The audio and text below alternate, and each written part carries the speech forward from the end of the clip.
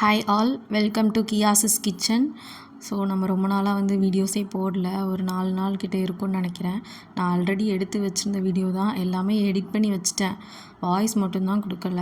எப்போவும் என்ன பண்ணுவேன் அப்படின்னு சொன்னால், ஆல்ரெடி வீடியோஸ் எல்லாம் சின்ன சின்ன கட் பண்ணுறது, லோகோ செட் பண்ணுறதெல்லாம் பண்ணி வச்சுருவேன். காலையில் வாய்ஸ் கொடுத்துட்டு அப்படியே அப்லோட் பண்ணுறது தான். ஸோ நான் பண்ணுறேன்ட்டு ஒன்றுமே பண்ணாமல் 4 நாளாக கொஞ்சம் பிஸிலே அப்படியே போயிடுச்சு. ஸோ இன்றைக்கி எப்படியாவது வாய்ஸ் கொடுத்துட்டு அப்படியே அப்லோட் பண்ணிடலாம் அப்படின்னு சொல்லிட்டு ரெடி ஆகிட்டேன். ஸோ அன்றைக்கி நம்ம வாங்கிட்டு வந்த ஸ்நாக்ஸை நம்ம காலி பண்ணணும்ல, அதனாலே அப்பப்போ அந்த ஸ்நாக்ஸை காலி பண்ணுறதுக்காக நான் எடுத்து ஒரு 11 அந்த மாதிரி டைமில் கொஞ்சம் பசிக்கும், அந்த டைமில் சாப்பிட்றது. அப்புறம் நாங்கள் நைட்டு அன்றைக்கி வெளியில் போயிருந்தோம்.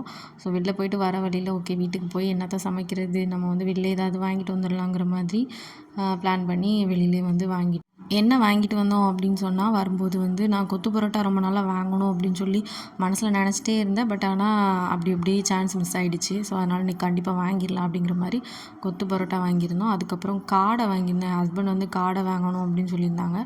அதனால் காடையும் வாங்கிட்டு அப்புறம் 2 பரோட்டா வாங்கியிருந்தோம். இது கரெக்டாகவே எங்களுக்கு இருக்கும், கொஞ்சம் அதிகமாக தான் இருக்கும். ஓகே அட்ஜஸ்ட் பண்ணி இன்றைக்கி எப்படியாவது காலி பண்ணிடணும் அப்படிங்கிற மாதிரி சாப்பிட்றலாம் அப்படின்னு சொல்லிட்டு ரெடியாக எல்லாம் வாங்கிட்டோம். ஸோ இது என்ன அப்படின்னா, அந்த காடை மிக்ஸ் பண்ண மசாலான்னு சொல்லி கொடுத்தாங்க. அப்புறம் நார்மல் சால்னா கொடுத்தாங்க. இதெல்லாம் தான் நாங்கள் வாங்கியிருந்தோம். அப்புறம் பரோட்டா 2 தான் வாங்கியிருந்தோம். சரி போதும், கொத்து பரோட்டாவே ஓரளவுக்கு நிறையாவே இருக்கும், அதனால் 2 பேருக்கு அது போதும். ஒரு வேளை தேவைப்பட்டுச்சு அப்படின்னா பரோட்டா எடுத்துக்கலான்னு சொல்லிட்டு. காடை நான் இதுக்கு முன்னாடி சாப்பிட்டதில்ல.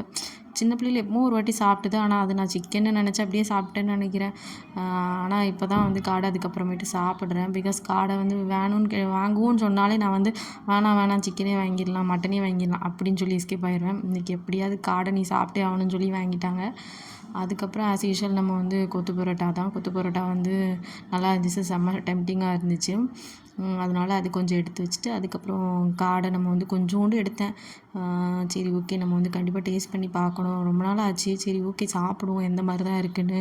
நல்லா இருந்தால் கண்டினியூ பண்ணிக்கலாம், இல்லை அப்படின்னா அப்படியே வச்சிடணும் அப்படிங்கிற மாதிரி பிளான் பண்ணி எடுத்து வச்சு சாப்பிட்டேன். பட் ஆனால் அதில் பெருசாக ஒரு டிஃப்ரென்ஸ் எனக்கு தெரிஞ்ச மாதிரி தெரில. கொஞ்சம் சாஃப்டாக இருந்துச்சு. பீசஸ் எதுவுமே அந்தளவுக்கு நம்ம சிக்கன் மாதிரி கொஞ்சம் பெரிய பீஸாக அந்த மாதிரி இருக்காது. ரொம்ப குட்டி குட்டியாக இருந்த மாதிரி தான் இருக்கும். ஃபுல்லாகவே அந்த எலும்பு அந்த மாதிரி தான் இருக்கும். சரி ஓகே கொஞ்சமாக சாப்பிடுவோம் அப்படின்னு சொல்லிட்டு கொஞ்சம் சால்னா, அதுக்கப்புறம் காடை மசாலா அண்ட் கொஞ்சமாக காடை, இது எல்லாத்தையும் வச்சு மிக்ஸ் பண்ணி சாப்பிட ஆரம்பிச்சிட்டோம். ஸோ ரொம்பவே சூப்பராக இருந்துச்சு. ஓகே நான் சாப்பிட்லான்னு சாப்பிடல. சரி ஓகே ட்ரை தான் பண்ணணும்னு நினச்சேன். பட் ஆனால் நல்லாவே இருந்துச்சு, அதனால் நான் சாப்பிட்டுட்டேன். அதுக்கப்புறம் ஆளுக்கு ஒரு பரோட்டா வேறு எடுத்து வச்சுருந்தோம். அதையும் சரி காலி பண்ணிடுவோம் இப்போவே, சரி ஓகே அப்படிங்கிற மாதிரி அதையும் சாப்பிட்டுட்டோம். ஸோ வீடியோஸ் பார்க்குற எல்லாருக்கும் ரொம்ப தேங்க்யூ அண்ட் தேங்க்ஸ் ஃபார் வாட்சிங்.